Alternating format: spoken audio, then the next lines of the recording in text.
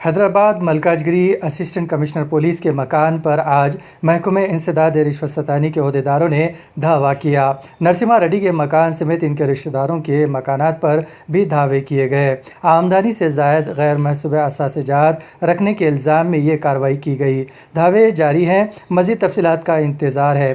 حیدرآباد کے Mahindra hills, D D colony, Amberpet, Uppal کے ساتھ ساتھ ضلع ورنگل میں 3، کریم نگر میں 2، نلگنڈا میں 2 اور اننت پور میں 2 مقامات پر تلاشی کا کام جاری ہے۔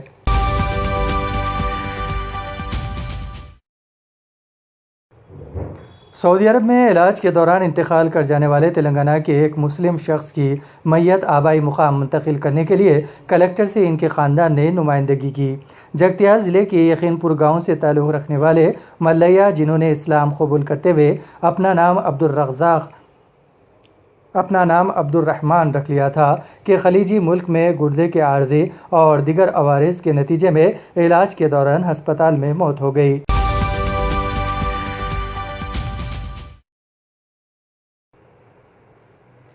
سعودی عرب نے عمرہ اور زیارت بحال کرنے کا فیصلہ کیا ہے۔ ابتدا میں مقامی افراد 4 اکتوبر سے عمرے کی سعادت سے سرفراز ہو سکیں گے۔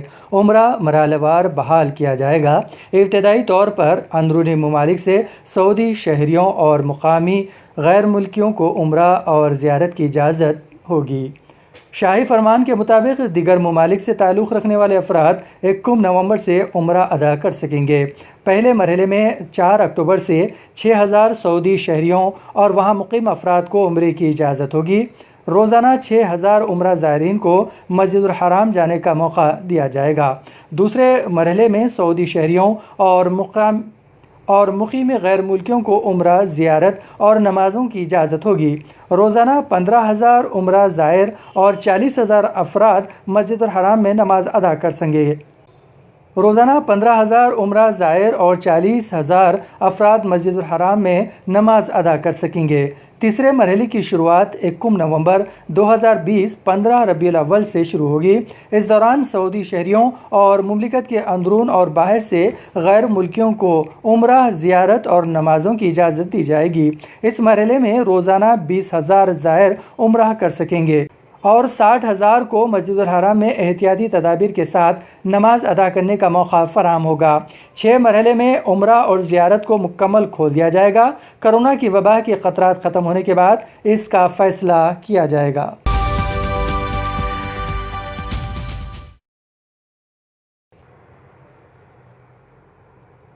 ریاست تلنگانہ میں گزشتہ 24 گھنٹوں کے دوران کرونا وائرس کے 2290 مثبت کیسز درج ہوئے ہیں اور 10 افراد کی موت ہو گئی۔ اس سے ریاست میں کرونا کیسز کی کل تعداد 1,77,070 ہو گئی ہے۔ اسی طرح ہلاکتوں کی تعداد 1062 ہو گئی ہے۔ GHMC کے حدود میں 321 کرونا کے کیسز درج کیے گئے۔